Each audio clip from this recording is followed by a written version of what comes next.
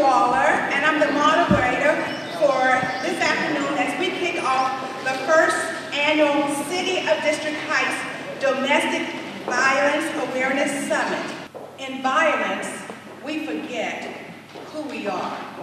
That's a statement by Mary McCarthy. And this afternoon, we are so pleased to have a group of auspicious panelists with expertise in various areas of domestic violence. Not only will they inform and educate today, but each one has had a hands-on experience and knows firsthand about the ills of domestic violence. Today, we have with us Sheriff Melvin High, Office of the Sheriff, Prince George's County, Linda Hodges, Still I Rise,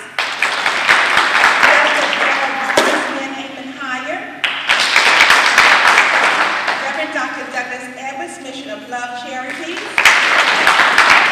Pastor Carolyn Logan, the Redeemed Blessed and Love Ministry, Elliott Gibson, Sr., Chief of Police, City of District Heights. Our first presenter has been working in law enforcement and public safety for over 30 years. He is a retired police commander from the Metropolitan Police Department in Washington, D.C. Throughout his career, he has held various leadership assignments such as police training manager, commander organized crime, domestic terrorism, and vice enforcement in Washington, D.C. Upon his retirement from the Metropolitan Police Department, he became the Director of Training and Development for Securitas Security Services. Later, he worked as the Director of School Security for the D.C. Public Schools, managing over 1,200 employees. Later, he served as a Department of Defense security contractor in Maryland and Virginia, managing over 1,000 employees. Later, he was appointed as the Director of Public Safety for a large hospital system in Baltimore, Maryland. He has studied law and public policy at the University of the District of Columbia, the University of Phoenix, the Johns Hopkins University, and the FBI National Academy. Ladies and gentlemen, please help me welcome your Chief of Police, Elliott W. Gibson, Sr. First of all, let me say good afternoon to all of you. How are you? Good. I'm humbled to be able to present to all of you today issues related to domestic violence awareness. I put together a nice little PowerPoint presentation this afternoon with the hope that at some point when you leave here today, you'll have a good understanding about domestic violence and also how you can play a role in helping suppress some of these things related to it. We're going to define domestic violence. We're going to talk about the prevalence, power, control, why victims stay, and how you can help. In my bio, Ms. Waller talked about how long I've been in law enforcement. I've been doing this a very, very long time. I remember when I was a young officer, I got called to investigate the trouble up in this neighborhood called Spring Valley. I don't know if you're familiar with it. It's in upper northwest Washington, D.C., behind London University. Homes start off around $1 million and go up from that point. So we get to the house, I see a young lady, she's seated on the step. I said, "Miss, did you call the police?" She said, "Nope." "Okay. You sure?" "No." I said, "What happened?" She said, "Nothing." She's got her head down, you know. So we're trying to get some information from her. So a neighbor came out saying, "I called, I heard a commotion." And I said, "Miss, you're going to have to talk to us." She raises her head up. Her husband came home from work. Dinner wasn't ready. He kicked her down the steps, punched her in the face, and beat her for about 5 minutes. Broke her jaw, broke her nose, knocked 2 of her teeth out, broke a couple of ribs, and then he left. He said he's going for a walk, and when he comes back, dinner better be ready. 5 young kids at the door, from 6 years old down to 1. They just sitting there, they don't know what's going on. And I had not been exposed to this before, and I said, wait a minute. Not up here, where the homes are $1 million and up. They don't do that kind of thing here. So while we're talking, we call for the ambulance come, they're gonna have to take her. Something's gotta happen with the kids. We gotta deal with mom. When dad comes home, we gotta go. He was a dentist. I forgot to mention. Yeah, he's a 6-figure kind of individual. He comes up, he wonders what the problem is. And I said, sir, you assaulted the wife. And he says, she needs to listen. Okay. I said, can you turn around for me? He said, what do you mean? You're going to jail. He wanted to wrestle a little bit with the police. We had to deal with that. But he goes to jail and he's charged with multiple charges as a result of him assaulting his wife because dinner wasn't ready. And she's got 5 small kids she's trying to deal with. I just want to share the impact that these kind of things have on people who are supposed to be loved ones. Here's our definition. A pattern, if you will, of abusive behavior. It doesn't have to be physical. Y'all know that psychological piece is very trying. The fear that someone might do something violent to you, whether they share that information by telephone, in person, hey, the next time I see you, I'm going to do something to you. Just that psychological fear. The fear of not having a roof over your head. The fear of the person holding something back from you, like you're not working, they're making all the money, they say, I don't want to give you any allowance. All of those kinds of things happen. And it doesn't make a difference whether you're male, female, American, Italian. Y'all should read some of the things about what goes on in India. When you talk about class, the men, the kids, the horses, the women. Y'all ought to read about that sometime. A guy can kill his wife and say, you know, she's giving me problems. The government says, okay, that's fine.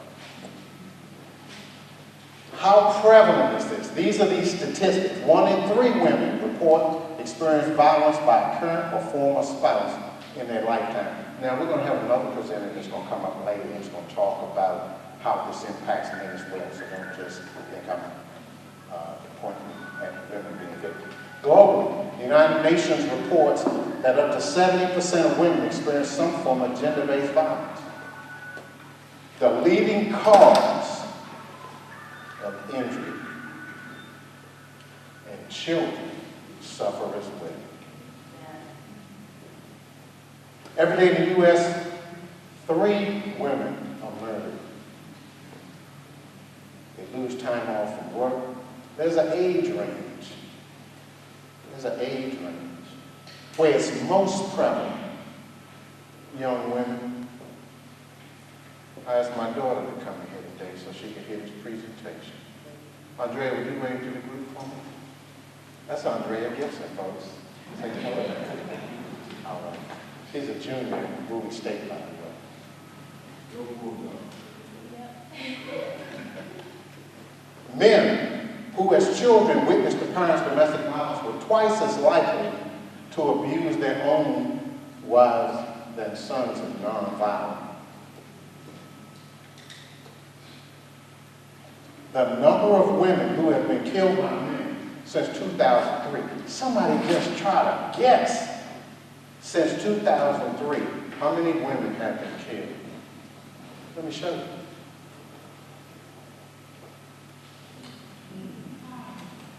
In 2003, over 18,000 women have been killed during domestic violence incidents. Y'all know we had the Iraqi war, the Afghanistan war, they only had about 6,000 soldiers killed. 3 times the number. It's an epidemic. And we got to stop doing this.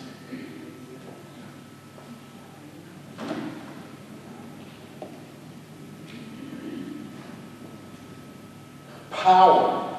It's all about power and control. Psychological, emotional abuse, extreme jealousy, name calling, hiding or destroying court belongings, putting the person down. You're out and the person is calling you names and belittling you in the company of others. And we have it happen time and time again. Frequent demands to know where you are and with whom, all times. Alienation from family and friends. You don't need nobody to call you. You don't need to use the phone. This happens every day. Don't use the phone. Nobody can come over to see you. Public humiliation. Physical abuse. Hitting, punching, kicking, slapping, pushing, strangling, withholding medication, attempting to force, miscarriage. All kinds of things are happening to folks behind closed doors. And it's sort of, if you all understand, it's sort of embarrassing. And so, folks really don't say anything. And this is a family issue. Sexual abuse. All of these things. Just take a look at it. All of these things happen behind closed doors. Nobody's talking about it. You're just getting started. I want to talk about it. Relationship red flags.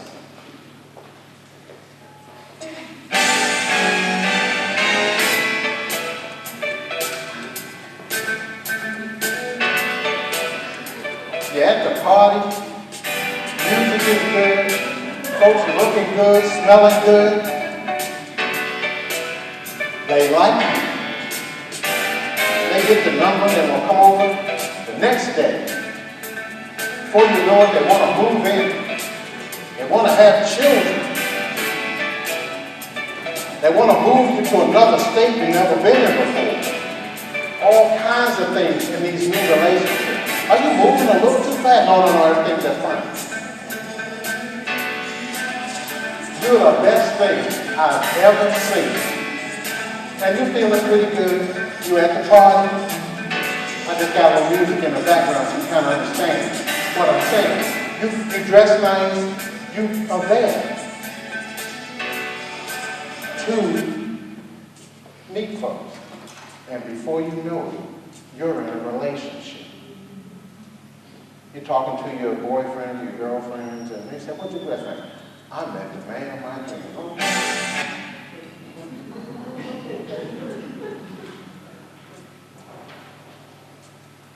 So, just look at some of them. Criticize you, put you down.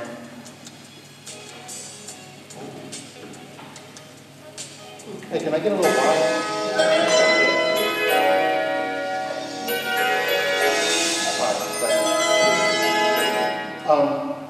I just shared a little information. We're talking about the club and that kind of thing. You meet somebody, you're telling a few folks you just met somebody, and all of a sudden you're going too fast. These are called the red flags, and you have to recognize them. And if you don't, maybe someone you know will recognize them and share that information with you. That's why it's so important to communicate, so that if you're sharing, hey, I just met somebody and next week they want me to move in. Move in, you just met them. Oh, but I'm telling you, they're so nice. Oh, is that right? Mm-hmm. Once that starts, you're all the way over on the other side because you're feeling pretty good about the person. And I'm just asking you, don't do it. Let some time pass. Get to know the person. How do you know? Y'all see that last bullet in red? How do you know the person doesn't have a history of being abusive that's not reported? Everything isn't in writing. You have to ask the right questions. I know young ladies that have been dating men for a year. Then they find out the guy just got out of jail. He did 15 long for armed robbery. I didn't know that. You ain't asked.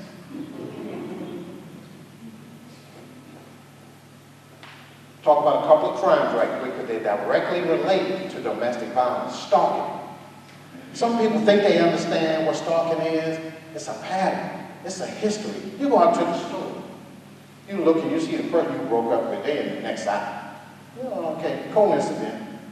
And when you drive home, they drive past you on your street. That's a problem. And a continual pattern is called stalking. When the person who's the victim fears serious bodily injury and assault in any degree, rape or sexual offense, when the person is saying these things to you, oh, you think you're going to get rid of me? The only way I'm leaving is if you're in a pine box. And it's very threatening. And the person is just doing every place you go, you see them. And they don't say nothing. They look at you. There are a lot of folks who live like that every single day. We have to help them. There may be someone here. The penalty, 5 years or a fine not exceeding $5,000 or both. But the court doesn't find out about it unless you assert yourself. And the way you assert yourself, you try to get answers, and we'll talk in a little bit about what you have to do. We got pamphlets over on the table when you folks get a chance that addresses every aspect of domestic violence. And I wish you would take advantage of some of those things.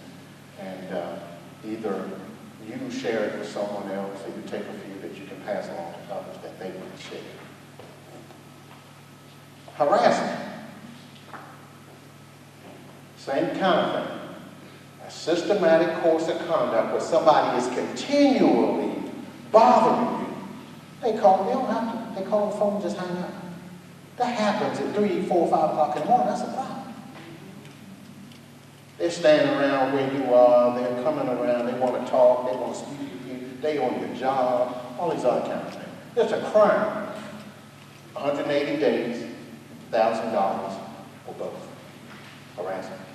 Revenge porn. A lot of older folks may not be familiar with this. This is a violation of the law. Let me tell you what the young people are doing these days. They'll have a little male friend. I mean, y'all throw your hand up. You've heard about this before. The guy will say, hey, why don't you take a picture of yourself and send it to me? She said, what do you mean, my face? Nah, take all your stuff off. And, stand up in the mirror and take a couple of shots. Well, why am I doing that? But the young ladies are doing it. Have y'all heard that before? Yeah. All these pictures, and they send it to them on their phone. Oh my goodness. All I got to do is tap the phone and send it to everybody I know. Yeah. So guess what happens on day 1? Things are good.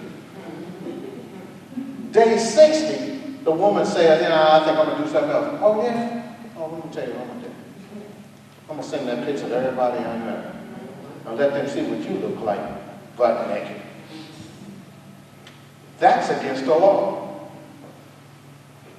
The penalty, 2 years imprisonment, $5,000 or both. It happens every single day. At the high school, they pass these pictures around like you wouldn't believe. The young ladies confide in their boyfriend. And the guy's sharing, hey fella, y'all want to see something? Come in the bathroom. Let me see what a girlfriend looks like butt naked. It's humiliating. We have to teach our young people how to be stronger than that. You mean, if I don't do these things you're asking me to do, you're not going to talk to me, you're not going to call me, we're not going to go out. Okay, I'm going to go do something different. As opposed to say, hold on, man, let me get that picture for you. It happens every day. Misuse of the email. You cannot communicate a threat or harass folks over the internet. It's a violation of the law. Some folks don't know. They're not sure what to do. It's a violation of the law. Imprisonment, 1 year, $500 or both. I'm sharing this information because some of you may not be aware. And I want to make sure that we're here today because you all have agreed that you're going to share this information with others. Power and control, economic abuse. I don't have to go into any detail about that. Somebody's the breadwinner. You're not. They say, hey, I'm going to give you some allowance. Allowance? Or you moved here from California, and after you've been here 30 days, they say, you got to get out. Oh, it's tough. Take a look at this. I pulled this off the state website. The number of African Americans who are reporting domestic violence, this is just in August, 676 cases. 53% of all cases reported about African Americans. That means something too. Look at that, that's just in 1 month. Folks come forward, African Americans only account for 30% of the population in America, but 53.1% are complaining about domestic violence incidents. I need y'all to help me out a little bit.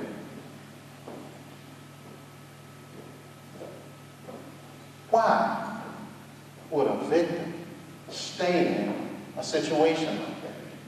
Anybody help me out? Fear. Why? Show your hand, I'll recognize you.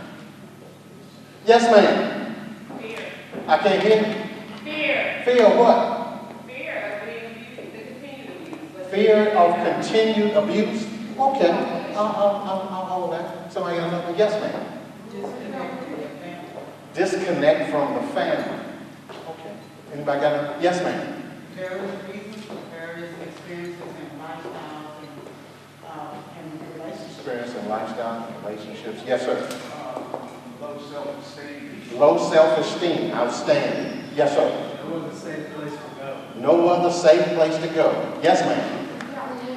Retaliation. Yes, ma'am. Commissioner.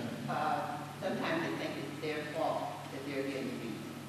It's their fault. Dr. Hunter? Children. Children. Yes, sir. When you leave, that's the most awful time being killed. So they say, Okay. Do they know that though? Yes, ma'am. Because they're still in love with them. They're still in love. And lastly, I'm sorry? Financial implications. Okay. All right. I just wrote down a few. See if some of these match some of the ones that you all are thinking about. The children, somebody mentioned that. Economic dependence, religious pressure. There are a lot of families that don't feel like once they get married, they should be with them the rest of their life regardless of what they're doing to them. So the husband just comes home or the wife just comes home and does something serious to them. And they say, well, if I don't leave, I'm married. I promised I'd stay with you the rest of my life. Oh, is that right? You love them to death, huh?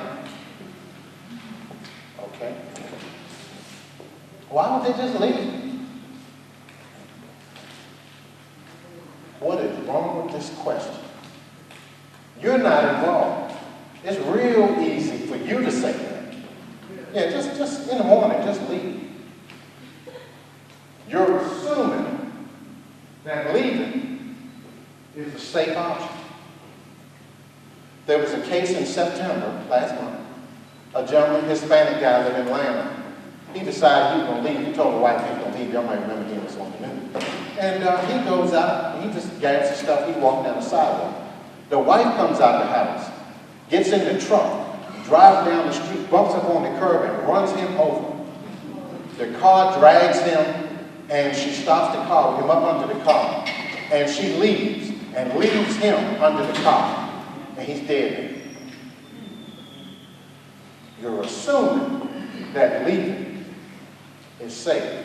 You have to be very careful how you advise folks about what their options should be. How can you help? If you know someone who's in an abusive relationship, listen without giving advice. Just listen. Sometimes you need a person who is willing to just listen. Acknowledge their feelings. I understand. Let them know you are concerned. Do not pressure them to leave their partner. This could be very dangerous. Something else or some other things have to happen. They had a case in Ohio where I was telling some of the officers a moment ago. The husband left. The wife said, oh, I'll get you back. She tied the kids up and put them in the freezer. Did y'all see that? Put them in the freezer. And after they hadn't been seen for a few days, the folks called, the police came to the house. They in one of those tall freezers and been in there for a month or so. This is serious business. All kinds of things happen to folks. There was a case in Capitol Heights the other day. Young lady came into the boyfriend's room and poured hot grits on him. I'm talking about a big pot. And when he jumped up, she hit him in the head with a baseball bat. Y'all saw that in the news. I'm just saying all kinds of things. All kinds of things. Don't assume that they will identify as a victim of domestic violence. Ask questions. Some folks don't realize that they're a victim. They just going along. It's like a part of, especially if the gentleman or the lady has been doing something to them all along. They just figure these are the circumstances of this relationship. And the person is knocking their head off. I wish I could show you some of the pictures I have of some of the abuses that occur every single day. Remember, I said between 2003 and 2015, 18,000 women had been killed. Not beat up, killed. That's a lot of folks. That should cause all of us to be alarmed. I just still want to see if I can get an agreement from someone. Y'all think we have a violent society? Y'all know, I check that, I don't know why.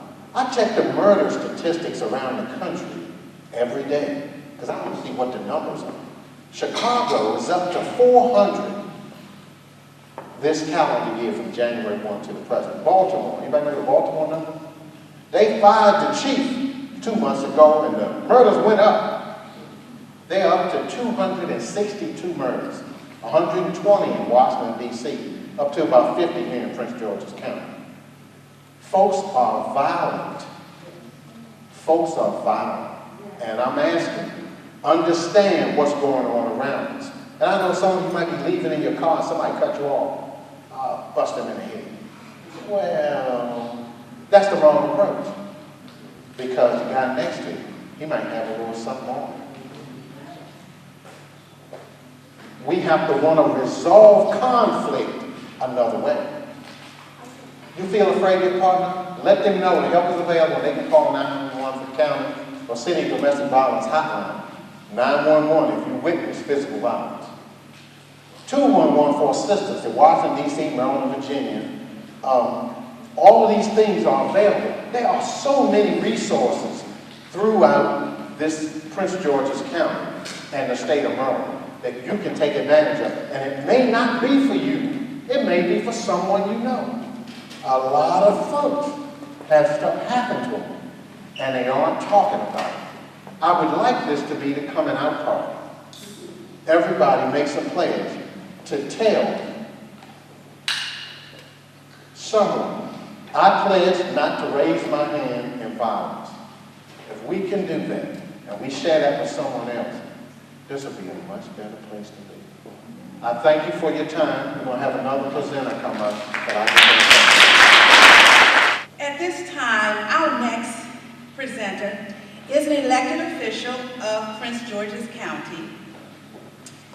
He's responsible for leading, managing, and commanding more than 300 deputies and civilians in safety and crime prevention efforts to protect and serve the citizens of Prince George's County.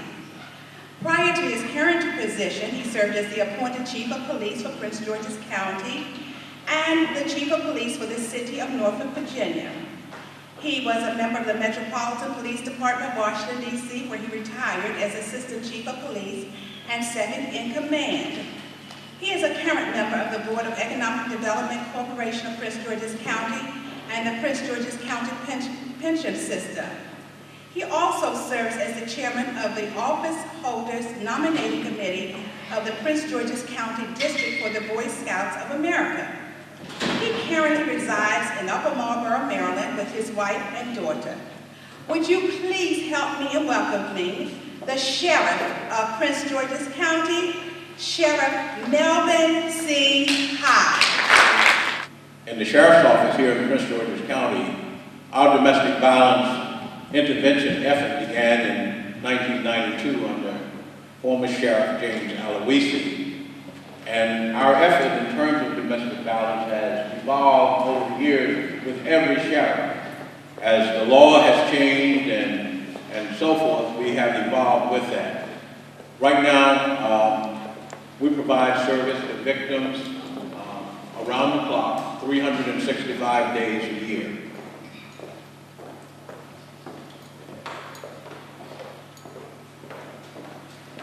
With the change in the law in 1992, we had an unanticipated rise in reports. And so we began at that point to really begin to get the true measure of domestic violence in Prince George's County. As you can see, prior to the change in the law, and the law that really relates to domestic violence is in the state's family code. Much of what Chief Gibson mentioned to you is in the criminal code, but domestic violence, and a lot of that is in the family code. And there was a significant change in 1992 in that family code as it relates to domestic violence. The numbers in the sheriff's office in 1991 were 112 instances that came to our attention through the reporting and asking the courts for a protective order. The next year, after the change in the law, that jumped to 1,553 incidents, and then in 1993, it jumped to over 4,000, which was a 274% increase. When we get further on in my presentation, you will see how it's grown significantly and where it is in 2015. In the sheriff's office, we respond to domestic violence with 4 components.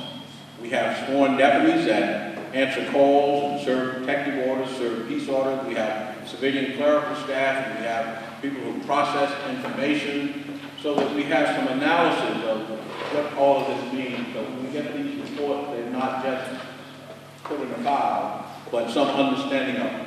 And then that information is shared with something we call our special victims assistants, who are advocates in our office, who take that information and work with victims of abuse and even with abusers as well. In 2003, as I said earlier, we established a 24-hour response to meet the requirements of the law. In 2006, we expanded under Sheriff Michael Jackson to respond to calls for service in Police District 3 to 911 calls for domestic violence issues. And that was a pilot project to see how the sheriff's office would respond and impact this issue of domestic violence. And I might just tell you that Howard University did an assessment of our program in 2011 and said it was a national best practice. And so that pilot has now gone into full service. What the victim advocates do, they provide full-time advocacy. They have direct contact with victims, connecting victims to services. And I want to just highlight all the partners that we have in Prince George's County. Certainly a strong partner of ours is Still Our Rise, who's here, we'll hear from, but so many other partners. One of the critical partners is the Family Crisis Center. What the Family Crisis Center brings to us, and we're able to then share that with victims, is a place where victims can go, a safe place where victims can go to get away from the abuse, even if it's for a short time, for a short term.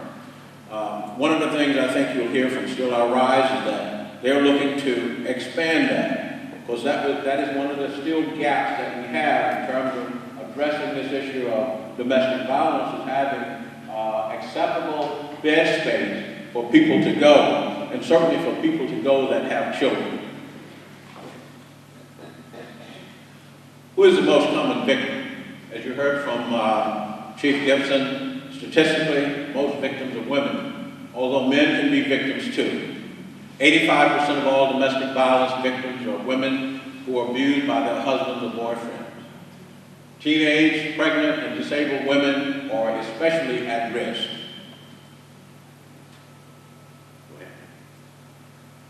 Children can be direct or indirect victims, may be abused themselves. I go back to my time in the District of Columbia. We had a case where an infant, 5 months of age, had been beaten to death by the boyfriend. and the father of that child. And as we explored that, his motive was that the child was taking all of the attention of his woman. And so, to overcome that, so he had full attention of his woman, he killed the child. May be forced to see their parent abused. One of the critical issues with this issue of domestic violence is it's learned behavior, where victims learn to be victims and abusers learn to be abusers. And generally that starts in the home as they're growing up, and they see that and they become that.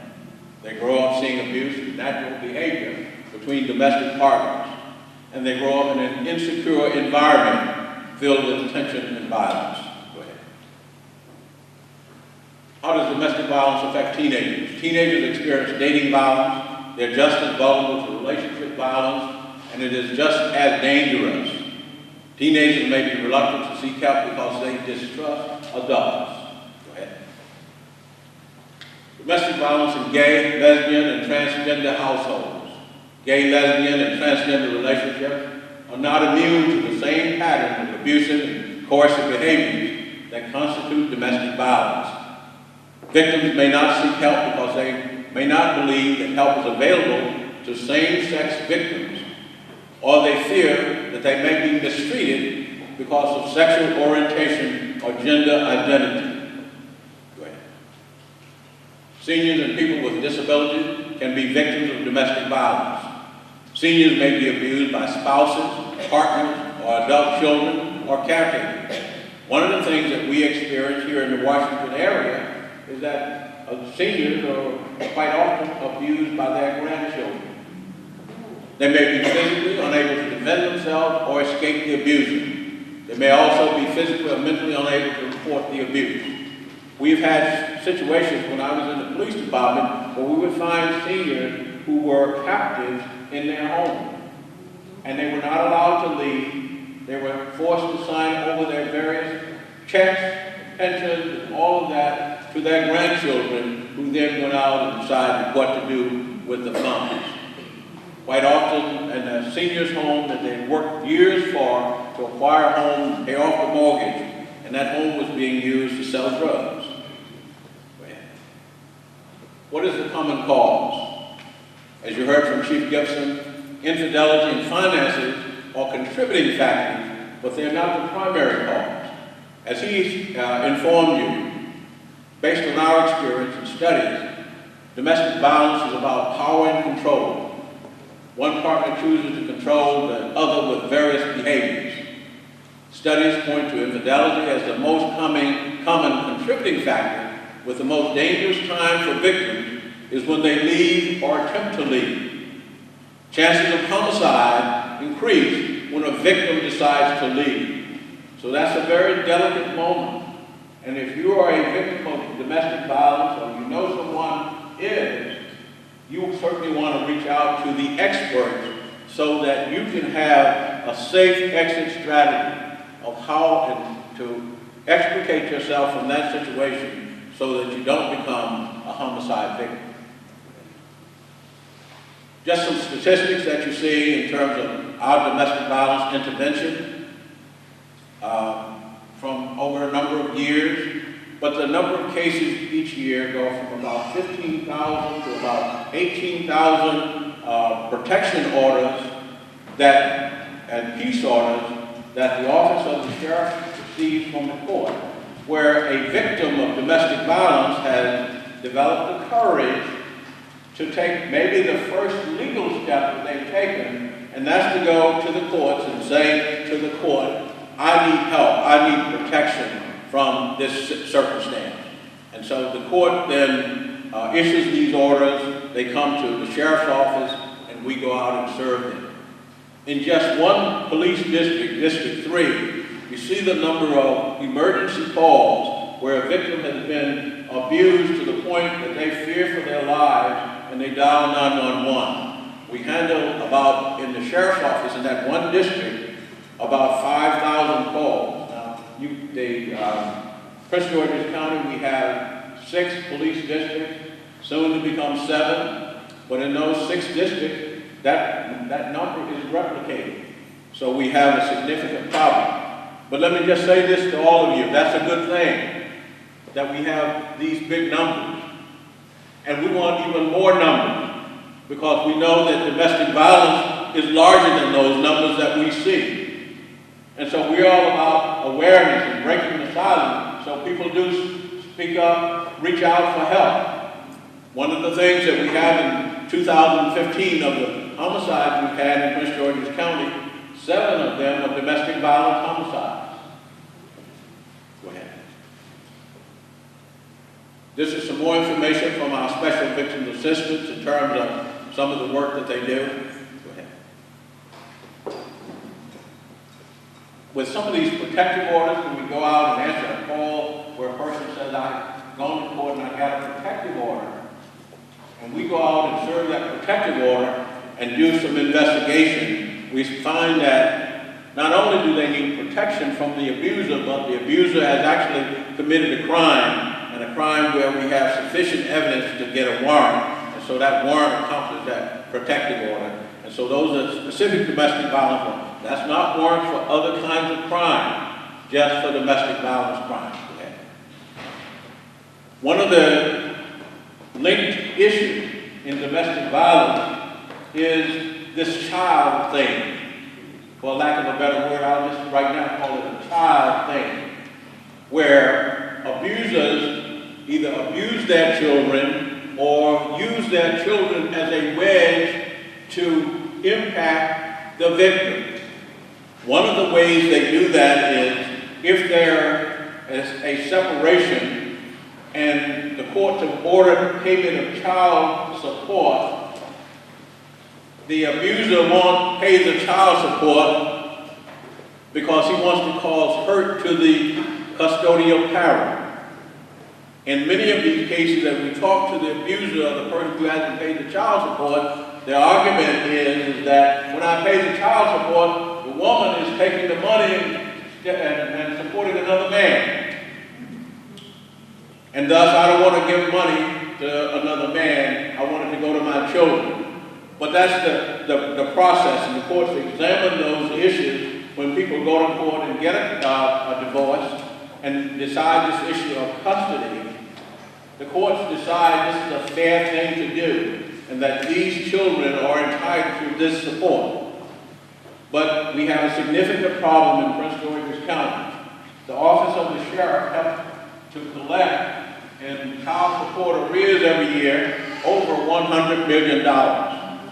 This year, we're on pace to collect about $120 million that has not been paid in child support. As you saw in Chief Gibson's slide, the questions stay the same. Why do women stay? How do we stop teen domestic violence? What about abusers? What can I do? Go ahead. Why do women stay? Isn't the question, why does he abuse and keep abusing someone he says he loves? A lot of victims have a long history with their abuser. They dated in college, even high school. They got married, planned a life together, had a family. That's a dream that's hard to let go of. But critically, as we mentioned earlier, this issue of finances, that people don't have available resources to go out and be independent of that abuser. And so that's a driving factor, particularly when many of the women have children and say, I don't want to allow my children to starve, so I'm willing to take the abuse for them to have the things they need to survive and live. But all the abused person wants is for the abuse to stop. And that's what we are all about. I talk to all of our partners on a regular basis, and we all have strong passion for this to help people live a safe life and not be abused. How can we stop sexual assault and teen domestic violence? Listening with an understanding ear and actually hearing teens' concerns. In the sheriff's office, we started a mentoring program, but we were hearing from a lot of teens that nobody really cares about me and my view and my thoughts. And so we've been a number of the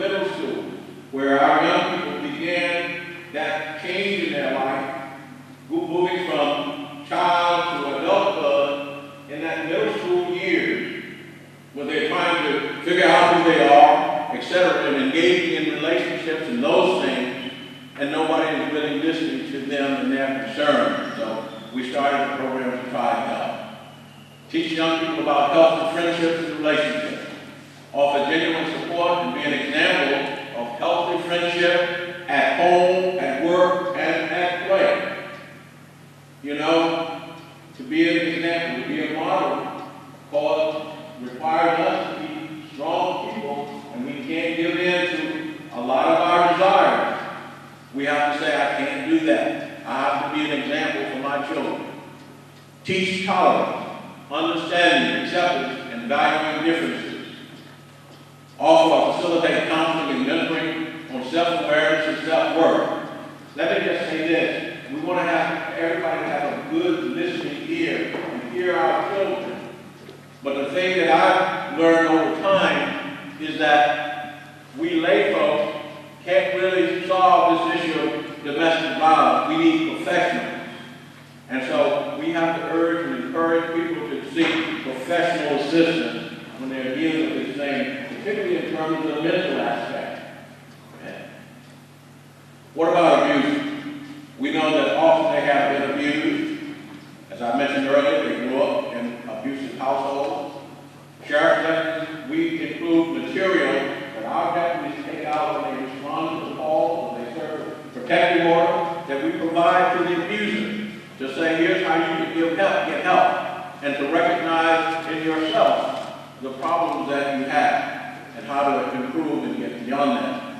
We have started a partnership with the Prince George's County Police Department's mobile crisis unit that will facilitate consultation. And so at 2 o'clock in the morning, 3 o'clock in the morning, sometimes the crisis team comes out to go and address some of those situations because it's a high-risk situation.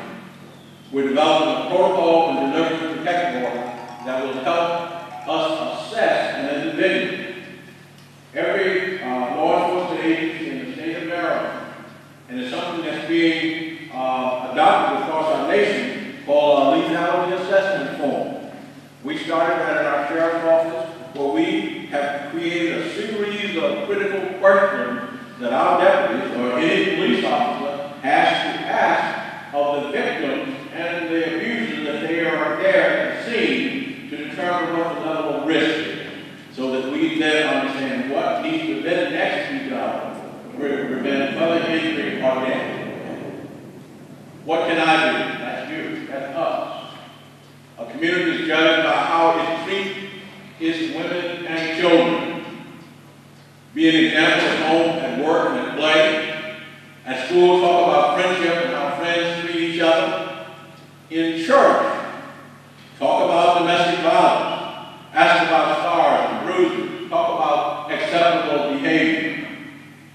You know, one of the reasons we go to church is so we can hear the message reinforced about how we are supposed to live by the commandments that God has set.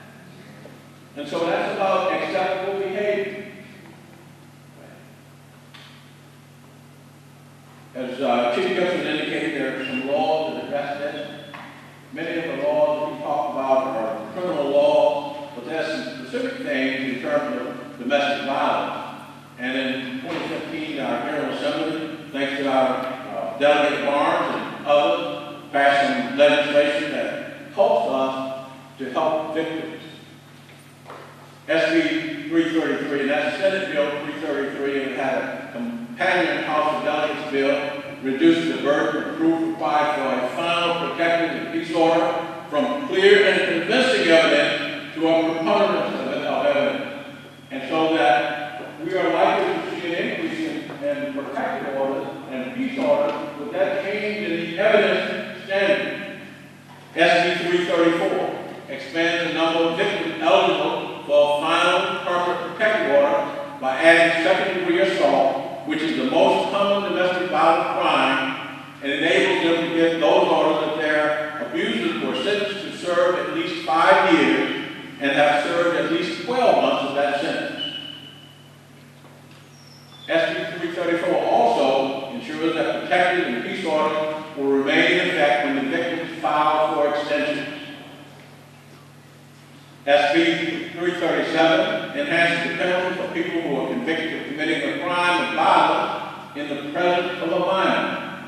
As I indicated to you earlier, a lot of our abusers and victims learn that because they grew up in that kind of household.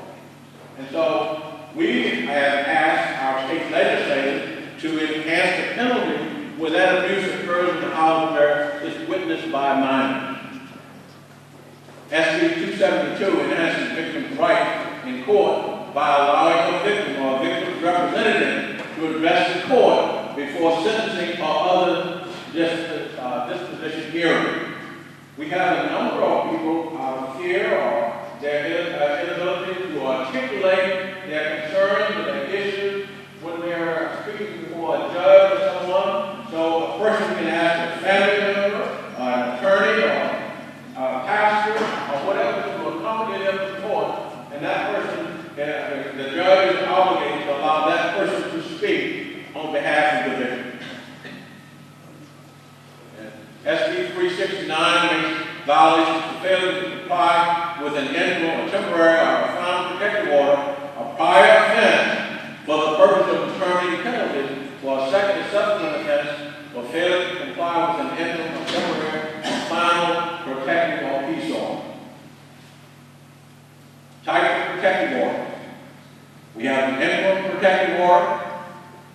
I mentioned to you earlier that back in 1992 there was a change in the law where the law allowed 24-hour protective order acquisition, but our courts have a court day, and so judges are not available at 9 o'clock at night or 2 o'clock in the morning. But we do have commissioners that are available. So that change in the law allows commissioners to issue a protective order at that time of day when the courts are closed. And that's an interim order. And then when the court is open, you have to go to court and have that interim order become a temporary order.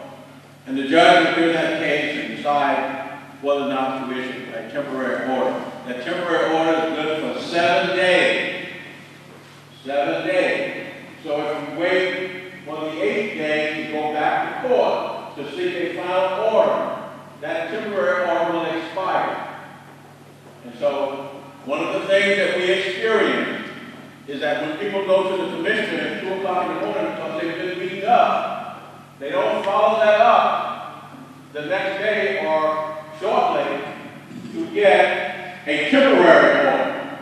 And if they do, because I'm still hurting that morning when the court's open, and I do get that temporary order, I don't follow it up after I heal up and feel a little better. And he professes love to me. So I don't come back to court and I let it expire. So you have to follow through. That's one of the things our advocates do, is accompany people to court. They call them and say, hey, remember, you got to go to court if you want these orders to stay in effect. And so they accompany them. They will help them to prepare themselves to speak to the courts in pursuit of these orders. And then the final order. And so those temporary orders can become final orders if you share the information with the courts. The courts can issue those final orders. The final order is usually good for 1 year, but it can have an extension of time. And in some cases, a final order can become a permanent order, and it can go on forever. But that's a situation where a judge has to determine that that's necessary because the risk is so high. One of the things we talk about is silence. And in the effort to break the silence and help people understand that I don't have to feel shame and embarrassed to talk about this situation, we've started these campaigns. The county started a campaign. We were part of that, along with many other partners, back in 2013 to establish a 211 line so that people could call and report or get help, get assistance, etc. And then last year, we started something called the Purple Light Night, and where we would light up the county administration building down in Upper Marlboro there, and we asked our churches and other organizations to join in with us, every home, every resident, to put that purple light on that porch or a light that's visible to the outside, so that we can show the solidarity and unity that we have in Prince George's County against this issue of domestic violence.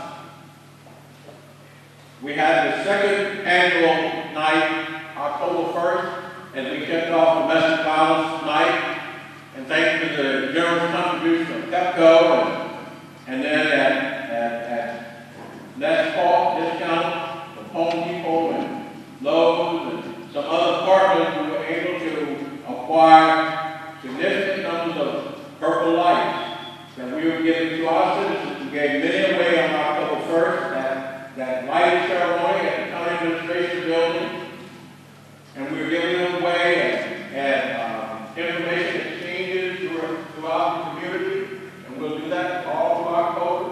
We have some here today.